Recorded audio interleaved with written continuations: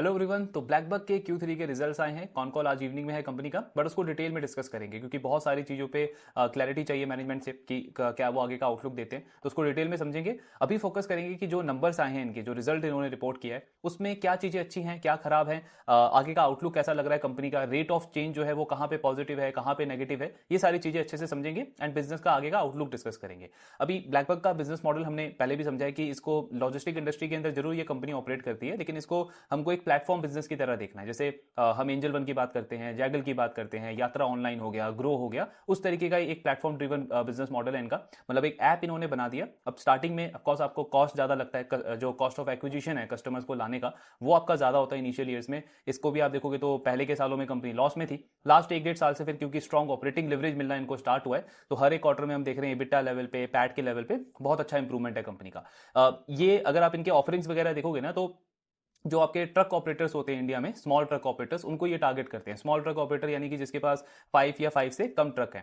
अब I mean इनके दो वर्टिकल हैं। एक तो है कोर वर्टिकल जहां पे कंपनी उनको ये पेमेंट के सर्विसेज देती है, मतलब जो टोल टैक्स वगैरह होता है, टोलिंग पेमेंट हो गया, उसके लिए वो उनको एक प्लेटफॉर्म देती है। इनके प्लेटफॉर्म से वो डिजिटली पे कर सकते हैं। दूसरा है आपका टेलीमेटिक में तो एक तो GPS डिवाइस हो गया, क्योंकि ट्रक ऑपरेटर की मेन प्रॉब्लम है कि उनका ट्रक कहाँ पे पहुंचा, कब अपने डेस्टिनेशन पे पहुंचेगा, ये सारी चीजें का ट्रैक नहीं होता उनके पास में। ड्राइवर के ऊपर उनको डिपेंड होना पड़ता है। तो पहला टोल पेमेंट, मतलब उनका वो टोलिंग पेमेंट ऑनलाइन कर दिया, जहां से जो कैश की लीकेज होती है उनके बिजनेस में, उसको एक तरीके से ये सॉल्व कर देती है ब्लैकबक। दूसरा आपका टेलीमेटिक, जहां पे जो ट्रक ऑपरेटर है वो अपनी जगह पे बैठ करके ट्रैक कर सकता है कि उसका ट्रक कहाँ पे पहुंचा, कब तक डेस्टिनेशन पे पहुंचेगा, ये सारी चीजें। जीपीएस में आई मीन टेलीमेटिक में ही एक तो होता है आपका जीपीएस डिवाइस, ये ऑप्शनल है, मतलब ट्रक ऑपरेटर चूज कर सकता है उसको ये सर्विस चाहिए नहीं चाहिए। दूसरा है AIS डिवाइस। अब AIS जो है ना, वो गवर्नमेंट ने आई थिंक 5 से 6 स्टेट्स के अंदर मैंडेटरी कर दिया। मतलब जो कमर्शियल व्हीकल्स हैं, जो स्कूल बस वगैरह हो गया, वहां पे गवर्नमेंट का कहना है कि AIS डिवाइस मैंडेटरी है। तो उन स्टेट्स में भी, मतलब जहां पे आपको लेना वो पड़ेगा ही AIS डिवाइस, तो ये ब्लैकबक उसको भी मतलब वो भी प्रोवाइड करता है। तो ये दो इनके कोर वर्टिकल है।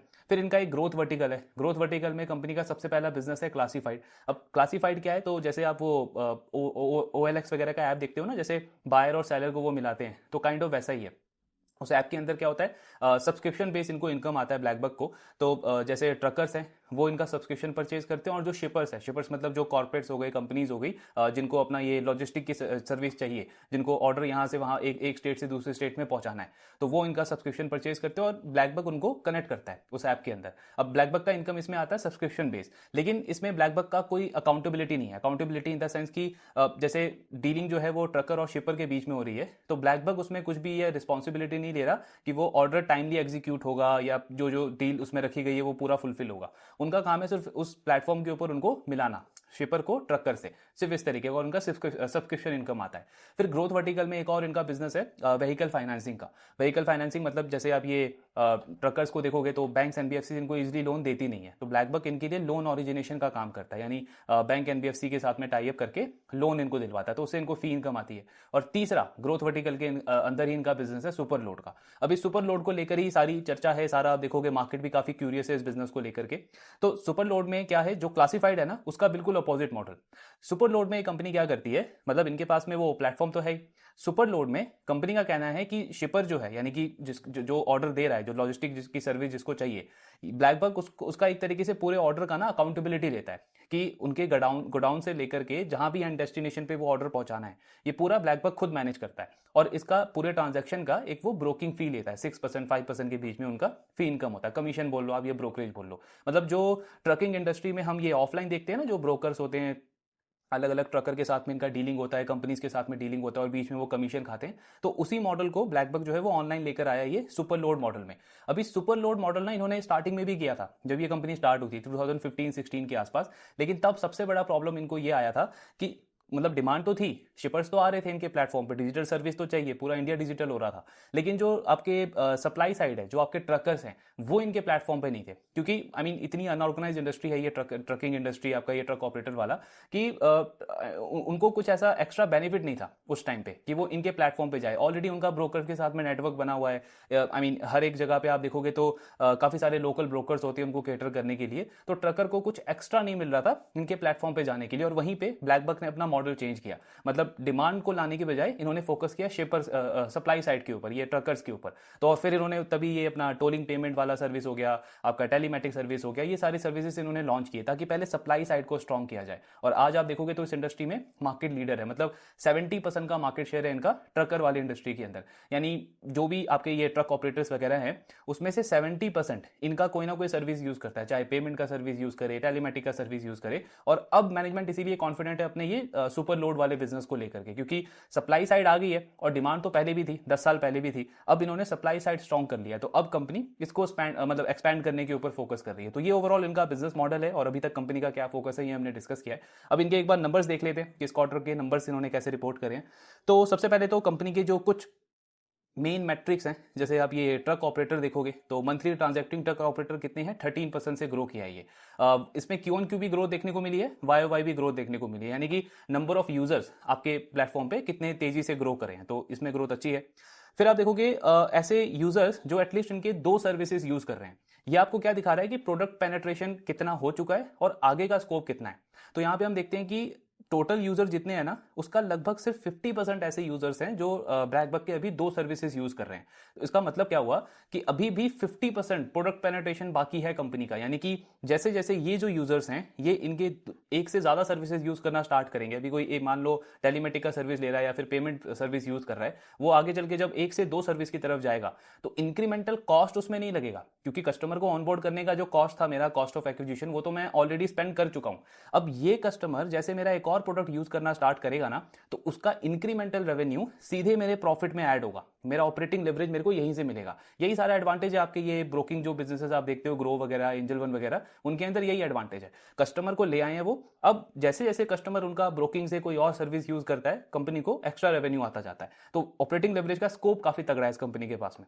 और आई मीन इसमें भी अगर हम ग्रोथ देखें तो वाई वाई 20% का ग्रोथ देखने को मिला है।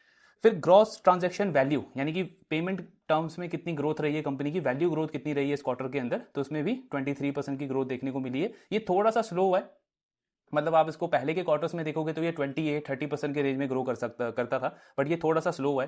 फिर अगर आप इनका ये टोटल नंबर ऑफ पेमेंट यानी कि वॉल्यूम, ये हो गया वैल्यू ग्रोथ कि कितने वैल्यू की पेमेंट हुई, और ये है वॉल्यूम ग्रोथ कि कितने नंबर ऑफ पेमेंट हुए, ट्रांजैक्शन हुए, तो उसमें ग्रोथ कितनी है 20% वाई वाई लेवल पे। इसमें भी क्यू ऑन क्यू हमको ग्रोथ देखने को मिला है। देन फाइनेंशियल्स देखें कंपनी के अगर हम, तो एक तो है इनका रेवेन्यू फ्रॉम ऑपरेशन।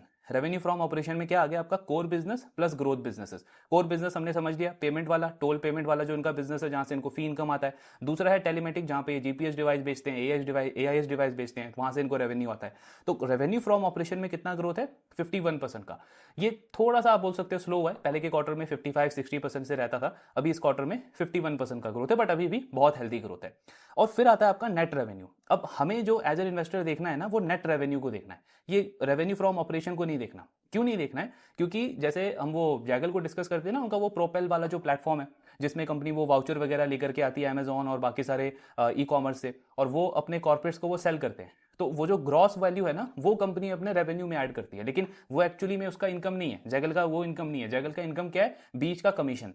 सेम इनका भी ऐसा ही है। जो आप ये रेवेन्यू फ्रॉम ऑपरेशन देख रहे हो ना, इसमें कंपनी को क्या करना पड़ता है अकाउंटिंग के लिए, जो इनका ये सुपर लोड का बिजनेस है, जहां पे ये सुपर को बोलते हैं कि आपका जो भी ये सर्विस वगैरह है, जो भी ऑर्डर आपको चाहिए लॉजिस्टिक का, उसका पूरा अकाउंटेबिलिटी हम मैनेज करेंगे।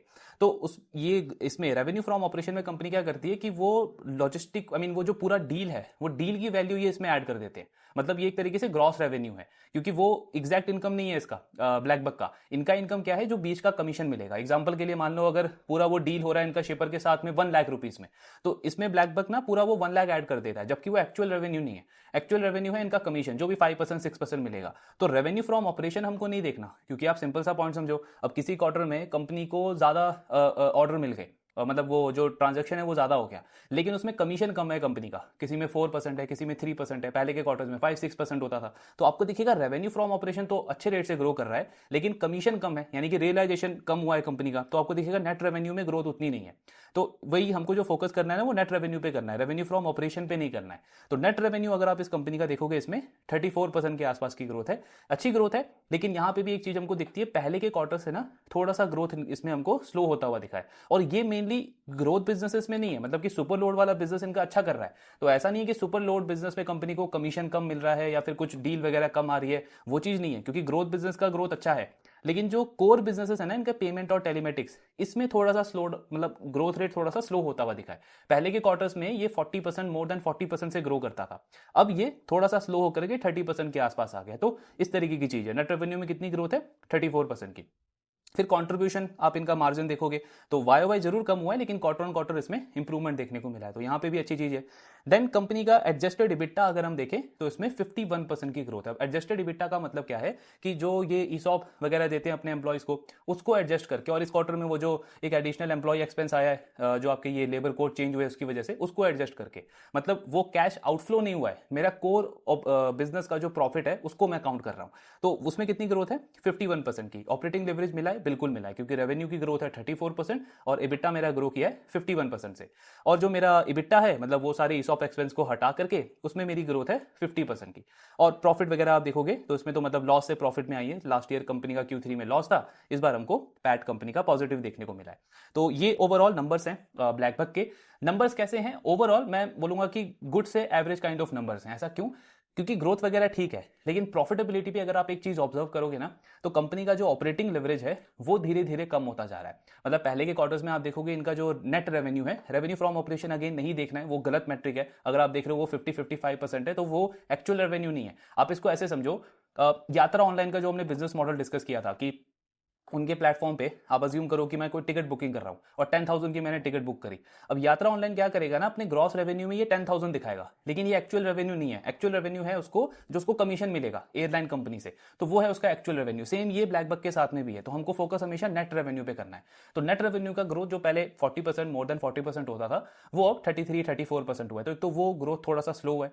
दूसरा, रेट ऑफ ऑपरेटिंग लेवरेज अगर आप देखोगे कंपनी का चेंज हुआ है। आई मीन Q1 तक कंपनी को 85 से 90% का ऑपरेटिंग लेवरेज मिलता था। ऑपरेटिंग लेवरेज का मतलब क्या है? मान लो मेरा रेवेन्यू जो है वो इंक्रीज हुआ 50 करोड़ से, मतलब मैंने 100 करोड़ का रेवेन्यू था लास्ट ईयर, इस साल मैंने उसमें 50 करोड़ और ऐड किया, और उसके कंपैरिजन में जो इबिट्टा है मेरा, कोर एडजस्टेड इबिट्टा, उसमें मेरे को उससे ज्यादा ग्रोथ देखने को मिली है। तो इनको ऑपरेटिंग लेवरेज अभी भी मिल रहा है, क्योंकि नेट रेवेन्यू की ग्रोथ है 34%, एडजस्टेड इबिट्टा की ग्रोथ है 51%, बट रेट ऑफ जो ऑपरेटिंग लेवरेज है ना, वो कंपनी का चेंज हुआ है। पहले के क्वार्टर्स में वो 85-90% होता था, लास्ट क्वार्टर में हमने वो देखा लगभग 65% था। इस क्वार्टर में आप देखोगे तो आई थिंक ये 45% के आसपास है। इसका मतलब क्या है कि कंपनी को खर्चा ज्यादा करना पड़ रहा है पहले के क्वार्टर्स के कंपैरिजन में। पर पॉइंट ये है, मतलब ये अगर मैं ये नंबर्स के बेसिस पे देखूं, इनके फाइनेंशियल के नंबर के बेसिस पे, तो थोड़ा सा ये मतलब गुड टू एवरेज वाले कैटेगरी का रिजल्ट है। लेकिन क्या बिजनेस के पॉइंट से कुछ नेगेटिव है? नहीं, बिजनेस के पॉइंट से कुछ नेगेटिव नहीं है, ये समझना जरूरी है। बिजनेस वाइज जो कंपनी कर रही है वो अच्छा कर रही है, ये करना जरूरी है।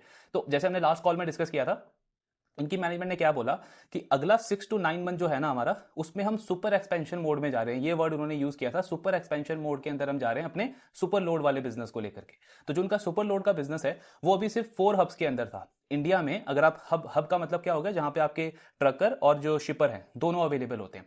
तो इंडिया में टोटल 350 से 400 के आसपास हब्स हैं। अभी इनका जो सुपर लोड वाला बिजनेस है ना, वो सिर्फ 4 हब्स के अंदर ऑपरेशन था, मतलब 4 ही हब्स में कंपनी उसको ऑपरेट कर रही थी, क्योंकि जस्ट स्टार्ट किया था इन्होंने। लास्ट क्वार्टर में मैनेजमेंट ने क्या बोला, इसका जो एक वो क्या बोलते हैं प्लेबुक जो होता है ना, वो अब हमारा 60-70% रेडी है। प्लेबुक रेडी होने का मतलब ये हो गया कि क्या इसका यूनिट इकोनॉमिक रहेगा, ये लगभग हमने क्रैक कर लिया है। अब इसका फेस है एक्सपैंड करने का। तो कंपनी 4 हब से इसको अब 14 हब्स तक लेके जाने का इनका प्लान था अगले 6 to 9 मंथ्स के अंदर, यानी कि 2 से 3 क्वार्टर के अंदर। तो उसमें मैनेजमेंट ने बोला था खर्चा हमारा बढ़ेगा, क्योंकि एक्सपैंड कर रहे हैं, हर एक नई जगह पे जाएंगे, वहां पे एम्प्लॉय भी ज्यादा हायर करने पड़ेंगे, आपका वो जो ट्रकर है उनके साथ में मतलब उनको भी लाना पड़ेगा, प्लस शिपर को ऑनबोर्ड करने के लिए भी आपको सेल्स टीम चाहिए ऑन ग्राउंड। तो ये सारी चीजों पे हमारा खर्चा बढ़ेगा अगले कुछ क्वार्टर्स के अंदर। लेकिन अगर एक बार ये मॉडल इनका क्रैक हो गया, ये सुपर लोड वाला, तब आप सोचो कितना बड़ा ग्रोथ रनवे इस कंपनी के लिए रेडी हो जाएगा। क्योंकि टोल पेमेंट वाला बिजनेस, टेलीमेटिक वाला बिजनेस धीरे धीरे अब इस बिजनेस के लिए मैच्योर होता जा रहा है। उसकी ग्रोथ आगे चल के धीरे धीरे कम ही होगी, क्योंकि कितने ही आप ज्यादा और यूजर को बढ़ा लोगे, ऑलरेडी आपके पास में 60-70% मार्केट शेयर तो है ही ना उसमें। तो इंक्रीमेंटल ग्रोथ जो है कंपनी की, वो ये जो ग्रोथ वर्टिकल है ना, उस पर डिपेंड करता है। और उसमें भी सुपर लोड वाला बिजनेस अगर इनके लिए सही से क्लिक कर गया तो एक बहुत बड़ा ग्रोथ रनवे इस कंपनी के लिए आ सकता है। हाँ, इनिशियली कॉस्ट आपका बढ़ेगा, लेकिन उसके बाद आगे आप देखोगे तो काफी स्ट्रॉन्ग ऑपरेटिंग लेवरेज उसके अंदर मिलेगा, क्योंकि आपके पास में जो सबसे बड़ा प्रॉब्लम है इस इंडस्ट्री का, सप्लाई साइड ट्रकर, वो आपके पास में है। कल को कोई भी नया प्लेयर अगर इस इंडस्ट्री के अंदर आता है इनके मॉडल को डिसरप्ट करने, उसको बहुत ज्यादा डिफिकल्टी आएगी, क्योंकि आपको मतलब जीरो से स्टार्ट करना पड़ेगा ना। इतना अनऑर्गेनाइज इंडस्ट्री है, इतनी फ्रेगमेंटेड इंडस्ट्री है, हर एक सिटी के अंदर जाके, हर एक हब के अंदर जाके आपको वो ट्रकर को ऑनबोर्ड करना पड़ेगा पहले अपने प्लेटफॉर्म के ऊपर, और आपको कुछ उनको एक्स्ट्रा देना पड़ेगा। अगर ब्लैकबक से आप उनको अपने प्लेटफॉर्म पे लाना चाहते हो तो आपको हर एक मतलब जो हब के अंदर है उनको कुछ एक्स्ट्रा एडवांटेज देना पड़ेगा ट्रक ऑपरेटर्स को। तो इनिशियली कोई भी नया प्लेयर आता है इस इंडस्ट्री के अंदर, उनको बहुत ज्यादा कॉस्ट बेयर करना पड़ेगा। ब्लैकबक का वो जो पेन वाला टाइम था ना, वो 7-8 ईयर्स का वो जा चुका है। तो इनके पास में अब ये एडवांटेज है कि हमारा सप्लाई साइड रेडी है, डिमांड ऑलरेडी है, प्लेटफॉर्म बिल्कुल रेडी है, सारा खर्चा कर चुके हैं हम टेक वगैरह के ऊपर। अब जस्ट ये बिजनेस अगर हमारा क्रैक हो गया ये सुपर लोड वाला, तो हमको एक बहुत अच्छा ग्रोथ रनवे मिल सकता है। तो इसीलिए कंपनी स्पेंड कर रही है। मतलब बिजनेस के पॉइंट से कोई नेगेटिव नहीं है, लेकिन हाँ, अगर आप पीएनएल वाइज देखोगे या फाइनेंशियल वाइज देखोगे तो नंबर्स उतने अच्छे नहीं है कंपनी के जितने पहले के क्वार्टर्स में हमको देखने को मिलता था। तो ये सारी चीजें समझनी जरूरी है, क्योंकि वरना क्या होता है कि मैं सिर्फ हेडलाइन नंबर अगर देख रहा हूं, स्क्रीनर पे देख रहा हूं, जैसे स्क्रीनर पे भी आप देखोगे तो इनका रेवेन्यू फ्रॉम ऑपरेशन ही दिखाते हैं कि 50% ग्रोथ है, 55% ग्रोथ है, तो वो गलत मैसेज देता है। वो मुझे ऐसा लगेगा कि बिजनेस का ग्रोथ बहुत अच्छा चल रहा है 50-60%, और साथ में मुझे इबिट्टा ग्रोथ भी दिखेगा कि मार्जिन भी कंपनी के इंप्रूव हो रहे हैं। जैसे एडजस्टेड इबिट्टा भी देखोगे आप कंपनी का, तो इंप्रूव जरूर हुआ है, लेकिन रेट ऑफ इंप्रूवमेंट चेंज हो गया है ना। पर अगर मैं सिर्फ हेडलाइन नंबर देखूंगा कि रेवेन्यू ग्रो किया, इबिट्टा ग्रो किया, बॉटम लाइन में कंपनी लॉस से प्रॉफिट में आ गई, तो मतलब सब कुछ अच्छा चल रहा है और मैं भर भर के उसमें अपना कैपिटल डाल सकता हूं। लेकिन मुझे थोड़ा सा डीपर लेवल पे समझना है कि रेट ऑफ चेंज जो है वो बिजनेस के लिए थोड़ा सा अभी नेगेटिव तो नहीं बोल सकते, लेकिन उतना पॉजिटिव नहीं है जितना पहले के क्वार्टर्स में था। हाँ, बिजनेस के पॉइंट ऑफ व्यू से ये चीज बिल्कुल सही है और अभी करना भी जरूरी है, क्योंकि इसको जितना जल्दी आप क्रैक कर लोगे, आपका आने वाले टाइम में उतना ज्यादा ग्रोथ, उतना ज्यादा प्रॉफिटेबिलिटी भी हमको देखने को मिलेगा। तो ये सारी चीजें समझनी है। बाकी अभी कॉन कॉल में मतलब इनका मैनेजमेंट और अच्छे से डिटेल में बताएगा। इस क्वार्टर में उन्होंने बोला था कि एग्जैक्टली कितना इबिट्टा पे इंपैक्ट पड़ेगा, या फिर कब तक हम इसमें स्पेंडिंग एक्सपेक्ट करेंगे, इन्वेस्टमेंट मोड कितने क्वार्टर तक रहेगा, ये सारी चीजें मैनेजमेंट इस कॉन कॉल में बताने वाला है, तो उसको हम डिटेल में समझेंगे। लेकिन क्या बोलते हैं इसको, अपॉर्चुनिटी के पॉइंट ऑफ व्यू से ये चीज हमको समझनी जरूरी है कि इंक्रीमेंटल कैपिटल को लेकर के ना मुझे थोड़ा सा अभी कॉशियस होना है ब्लैकबक को लेकर के, क्योंकि वैल्यूएशन भी मुझे देखना है। आप अगर इसको सिर्फ पी के बेसिस पे देख रहे हो तो वो भी गलत मैट्रिक है, क्योंकि कंपनी लॉस से प्रॉफिट में आ रही है और कुछ किसी किसी क्वार्टर में इनको टैक्स एडवांटेज भी मिलता है। इसकी वजह से आपको दिखेगा नेट प्रॉफिट बहुत हायर रेट पे ग्रो करता है कंपनी का, तो पी बहुत सस्ता दिखेगा आपको 25-30 के आसपास। आपको ईवी टू इबिट्टा के बेसिस पे देखना है, मार्केट कैप टू सेल्स के बेसिस पे देखना है, तो वहां पे स्टॉक का वैल्यूएशन बहुत हाई है। तो अभी पॉइंट वही है कि थोड़ा सा कॉशियस अप्रोच हम रखें इंक्रीमेंटल कैपिटल को लेकर के, और बाकी देखते हैं जैसे जैसे मैनेजमेंट इस पे क्लैरिटी देता है कि कब तक ये एक्सपेंस वाला मोड कंटिन्यू रहेगा, कब चीजें वापस नॉर्मलाइज होगी, उसके अकॉर्डिंग हमको डिसीजन लेना है। बाकी ठीक है, मतलब नंबर्स ऐसा खराब नहीं है, लेकिन हाँ, रेट ऑफ चेंज थोड़ा सा कंपनी का चेंज हुआ है। बाकी देखते हैं मैनेजमेंट का कॉन कॉल अच्छे से समझेंगे। आपके जो भी डाउट्स हैं शेयर करते रहिए। Thank you very much.